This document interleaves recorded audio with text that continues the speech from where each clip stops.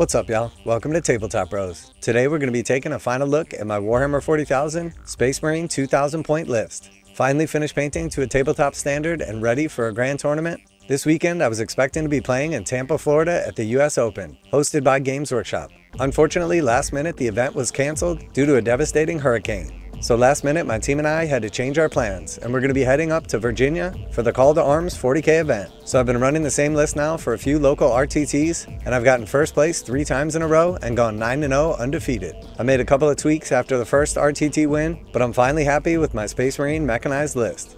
I've tried a couple of different detachments, but I've finally landed on my favorite so far, the Vanguard Spearhead. So let's take a look at my 9-0 triple first place list as I prepare to head to Virginia for the Call to Arms 40K event. So here is my Death Spear Shadow Watch. You guys know that I am a Deathwatch player at heart and fully committed, but with the recent changes to the Deathwatch, I've been running generic Space Marines. I've tried out a couple of different detachments, but I've landed on the Vanguard Spearhead. So just a quick recap of the list. I'm running no enhancements. I have a Faux Boss Lieutenant as my Warlord and another Faux Boss Lieutenant as well. These are my Action Monkeys and Infiltrator and Scout blockers. With lots of meta choices like Wolf Jail, crazy Scout moves from World Eaters, and other similar playstyles prevalent in the meta, I'll often use these guys to infiltrate at least one of them and block out the scout moves or opposing infiltrators so I can rush in with my tanks for the early game board control. I'll then use my scout moves to pull them back away from danger or use them to score secondary objectives. The Full Boss Lieutenants are absolutely phenomenal with only 55 points, infiltrate, deep strike, and scout moves. They truly are a jack of all trades.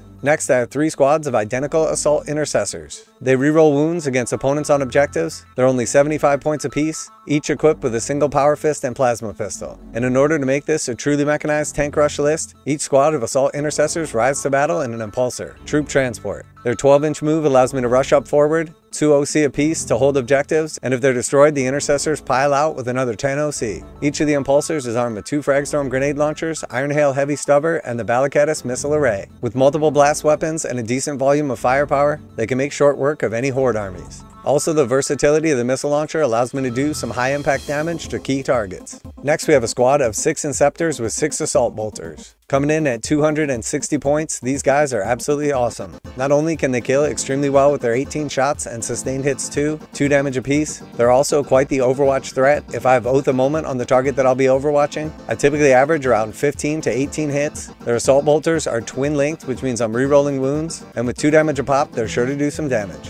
Next, I have 2 Predator Destructors. Each one is armed with a Predator autocannon, 2 las cannons, a Storm Bolter, and Hunter Killer missile. With an extra 1 AP against infantry targets, they're not only great to doing high damage to key targets, like vehicles or monsters, but they also perform extremely well against tough targets like Terminators, 8-bound, or any multi-wound models. Next, I have 3 Gladiator Lancers, each one 160 points with a Lancer Laser Destroyer, 2 Fragstorm grenade launchers, Iron Hail heavy stubber, and Icarus rocket pod. And these tanks consistently perform phenomenally. The redundancy of 3 of them means that I can take out just about any heavy armored targets, take down knights or opposing enemy vehicles with ease, and with each one getting a built-in hit reroll, wound roll, and damage reroll, even without Oath of Moment on my target, they're sure to crack even the toughest of nuts. Finally, to complete the list, I have 2 Gladiator Reapers. At 160 points apiece with twin heavy onslaught Gatling cannon, 2 Tempest bolters, Iron Hail heavy stubber, and Icarus rocket pod. The twin heavy onslaught Gatling cannons have sustained 2 against infantry targets. The Tempest bolters dish out 16 shots within 12-inch range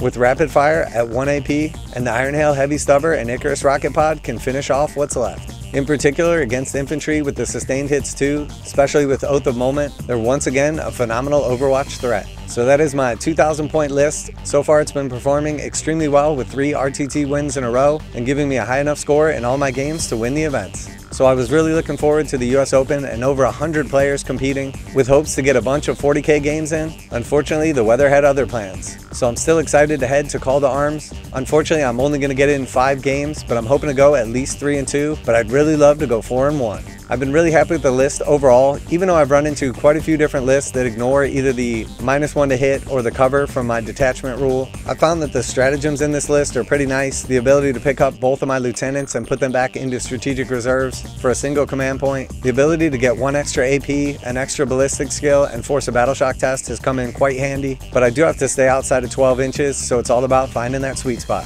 And using that same stratagem to pick them back up allows me, even with only 1 or 2 surviving, to take advantage of the outside of 3-inch deep strike to get into tight spots, complete secondary objectives, or get a key assassination kill on an important character.